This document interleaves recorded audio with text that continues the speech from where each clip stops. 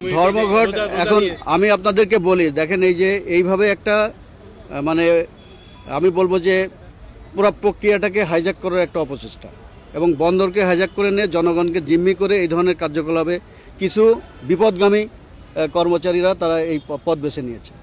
আমরা রাষ্ট্রের কর্মচারী কর্মকর্তা, আমাদের আনুগত্য থাকবে রাষ্ট্রের প্রতি, আমাদের সংবিধানের প্রতি, আমাদের যে আইন দেওয়া হয়েছে, যে বন্দরের আইন যেটা দিয়ে বন্দর চলে, সেই আইনের প্রতি আমাদের শ্রদ্ধাশীল থাকতে হবে, প্রতিষ্ঠানের প্রতি শ্রদ্ধাশীল থাকতে হবে। এখন সেটা না থেকে কেউ যদি বিপদগামী পথ বেছে নিয়ে অন্য কোথাও গিয়ে তাদের আনুগত্য প্রকাশ করে, এটা তো আমি বলবো যে এটা সম্পূর্ণ কর্মকর্তাদের যেই আচরণবিধি একটা দেওয়া হয়েছে অর্ডিন্যান্স গত বছর জুলাই মাসে, সেটার সম্পূর্ণ ব্যত্যয়। এটা আমরা হতে পারি না। এটা আমরা সরকারি কর্মকর্তা কর্মচারী, আমাদের বেতন ভাতা সব কিছু আসে সাধারণ মানুষের ইয়ের থেকে, ট্যাক্স থেকে। তা আমাদের অ্যাকাউন্টেবল